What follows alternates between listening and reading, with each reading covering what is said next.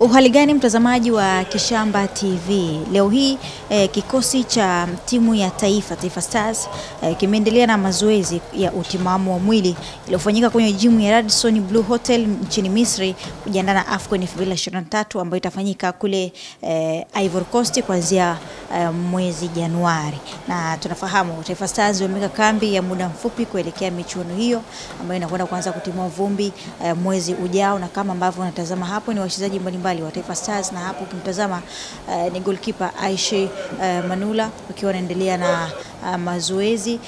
Leo hii wamefanya mazoezi ya gym kwa ajili ya kuweka utimamu wa mwili sawa. Unamtazama hapo ni Kibu Dennis, na pia yupo hapa wachezaji mbalimbali wale ambao kocha Adel Amrouche amewaamini na kuwaita kwa ajili ya kwenda kuiwakilisha Tanzania katika michuano hiyo ya AFCON. Nikujuze tu kidogo ni kwamba timu ya taifa ya Tanzania itaanza kutupa karata yake ya kwanza katika michuano hii Januari 17, ambako Taifa Stars wapo katika kundi F, kundi ambalo lina timu ya taifa ya Morocco, DR Congo, Zambia pamoja na Tanzania sisi wenyewe. Na mchezo wa kwanza utapigwa majira ya saa 11 jioni katika ambako Morocco watakuwa wenyeji wa Tanzania, lakini pia mchezo mwingine katika kundi hilo tarehe 17 Januari itakuwa ni kati ya Congo na Zambia. Hiyo ndio michezo ambayo huo ndio mchezo ambao Taifa Stars watakwenda kuanza kutupa karata yao ya kwanza.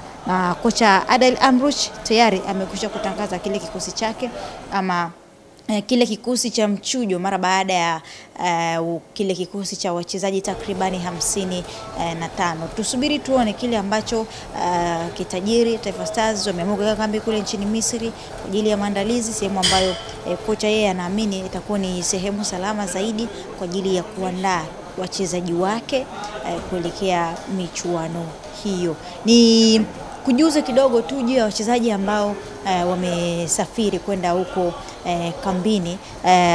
Goalkeeper ni Kwesi Kawawa, Beno Wakolanya ametacha na Aisha Manula. Midfielder ni Bakari Mwamnyeto, Ibrahim Hamadi, Haji Mnoga, Abdi Banda, Novatus Dismas, Dickson Jobu, Lusajo Moikenda, Mohamed Huseni, Abdul Malik Zakaria, Miano Danilo. Lakini pia washambuliaji ni Cyprian Kachwele, Ben Streki, Abdul Selemani, Mbwana Samata, Charles Mombwa, Simon Msuva. Midfielders ni Himidi Mao, Faisal Salum, Tariki Abdullahi, Morris Abraham, Mzamiru Yasini, Kibu Dennis, Tairini Alarankia, Mudathiri Yahya, Sospita Bajana, Hefin Hamdun na Mohamed Omar. Hao ndio midfielders.